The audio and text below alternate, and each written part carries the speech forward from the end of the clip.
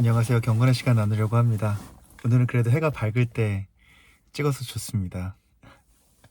여러분 경건의 시간을 통해서 주님을 좀 느끼시고 계세요. 어제 경건의 시간에 보면 주님께서 상한 갈대를 꺾지 않으시고 꺼져가는 심지를 끄지 않는다.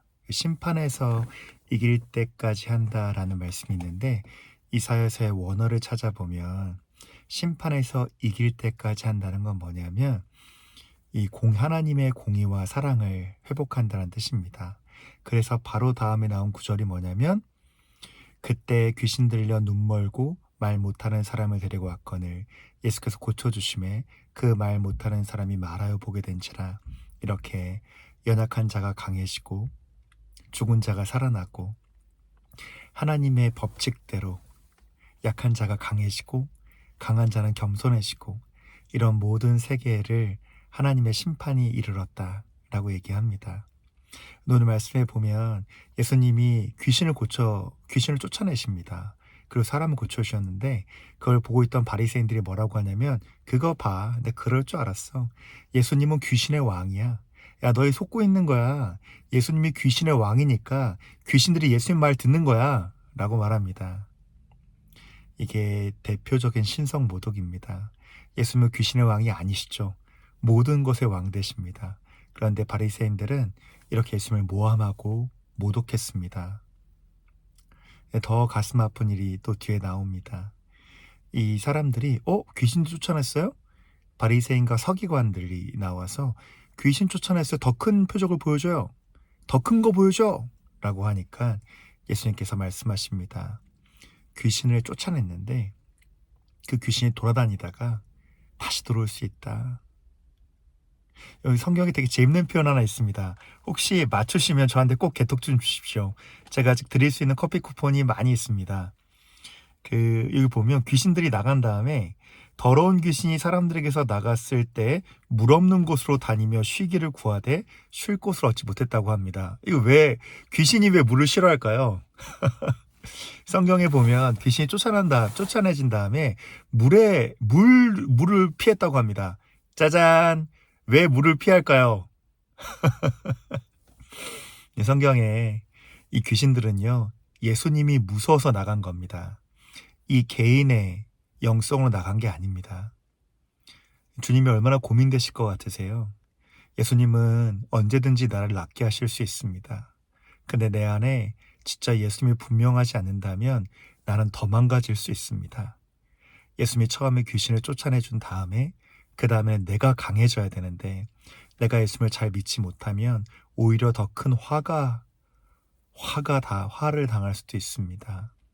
이 귀신이 예수님을 얼마나 무서워했냐면 여러분 혹시 악몽 중에 이 악몽 꾼 적 있으세요?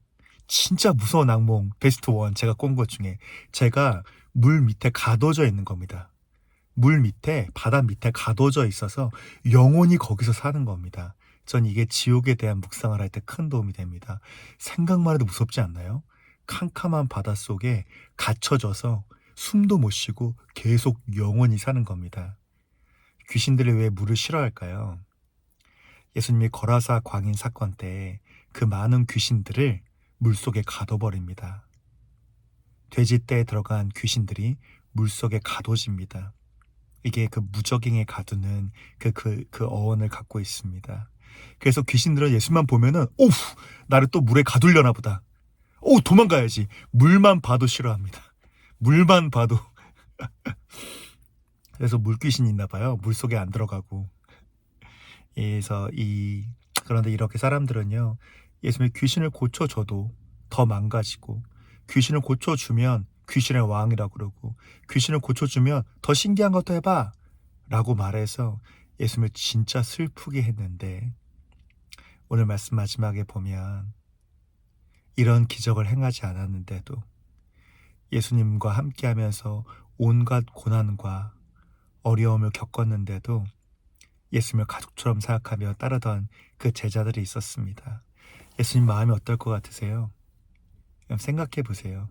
예수님이 귀신을 고쳐줬습니다. 상한 갈대를 꺾지 않고 꺼져가는 심지를 키웠더니 너는 귀신의 왕이다.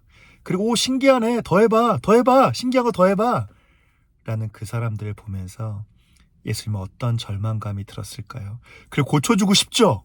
근데 고쳐주고 싶지만 그들은 예수님을 진작에 믿지 않기 때문에 고쳐준 다음에 더 일곱 귀신이 들 수 있어서 고쳐줄 수도 없는 절망감.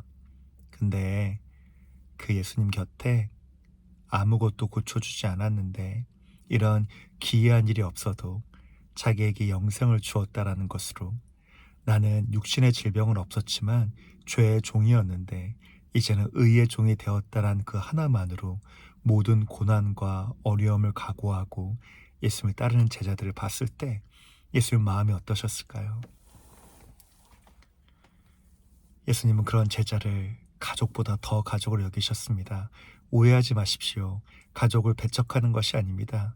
실제로 나중에 예수님을 정말 잘 믿었던 그의 동생 야고보가 선교사에 있어서 기적적인 유획을 긋습니다.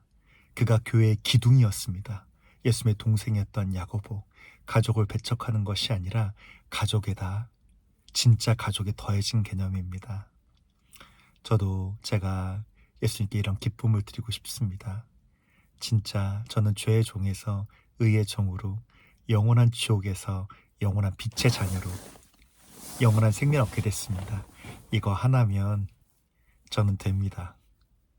막 이 땅에서 엄청난 기적을 겪지 않아도. 여러분, 왜 요한이 엘리야보다 큰 사람인 줄 아세요? 엘리야는 이 성경에 나오잖아요. 요한이 더 크다고. 엘리야는 죽은 사람도 살리고요. 온갖 기적을 다 일으켰습니다. 근데 북이스라엘은 망합니다. 그리고 그의 제자 엘리사, 그리고 그 외에 여러 제자들의 흔적이 보이지 않습니다. 물론 선지자 학교가 있었습니다. 근데 요한은요, 그런 기적 하나도 없이 정말 많은 제자들과 정말 많은 사람들을 살렸습니다. 근데 요한이 큰 자죠. 저를 가족으로 삼아주신 주님께 진짜 감사했습니다. 그리고 주님과 함께 가족으로서 고난과 고통을 같이 나누기로 했습니다. 이 성경에 보면요, 이렇게 말합니다. 저 사람이 나한테 잘해줬으니까 내 가족이라 하지 않아요. 누구든지 주의 뜻대로 행하는 자라야 라고 합니다. 나의 가족은요, 나한테 잘해주는 사람, 나한테 의미 있는 사람이 아니라 주님을 따르는 사람입니다. 그 사람이 주의 가족이고 주의 가족이면 나의 가족입니다. 저교한 것은 제 가족 중에 주님의 이름을 따르다 많은 모함과 어려움과 궁핍과 결핍이 있는 사람이 있습니다. 가족으로 제 사랑을 행하기로 했습니다. 그분이 나에게 잘해주고 안 잘해주고는 중요하지 않습니다. 성경의 정의는 그분이 주님을 따르고 있다면 그분은 나의 가족이고 주의 가족입니다. 오늘 하이라이트 보면요, 야곱이 요셉을 만나러 애굽으로 내려갑니다. 야곱은 정말 두려웠습니다. 자기가 생각하던 계획이 아니었어요. 근데 그 두려움을 뒤로하고 갑니다. 그 주님이 무서워하는 야곱에게 나타나셔서 야곱아, 두려워 말아라. 내가 그곳에서 너를 강대하겠고 너는 반드시 이 약속의 땅으로 다시 돌아오게 할 거다. 여러분, 우리가 살다 보면 정말 절망적이고 내가 생각지 못한 인생으로 인도될 때가 있습니다. 그때 주님이 말씀하십니다. 내가 반드시 너를 제 곳으로 돌아오게 하겠고 그곳에서도 너가 예측치 못한 곳에서도 너를 큰 민족으로 이루게 할 거야. 당황하지 마. 너한테는 새로운 길일지 몰라도 나한테는 너를 위한 이미 계획된 길이다. 성경의 모든 말씀은 우리에게 깊은 파워와 위로를 줍니다. 오늘 이 하이라이트가, 이 경건의 시간이 여러분의 가족을 발견하고 그리고 요셉을 만나러 가는 죽은 줄 알았던 아들이 그 인생을 엽니다. 새로운 인생을 두려워하지 않는 여러분이 되기를 주의 이름으로 간절히 기도합니다. 감사합니다.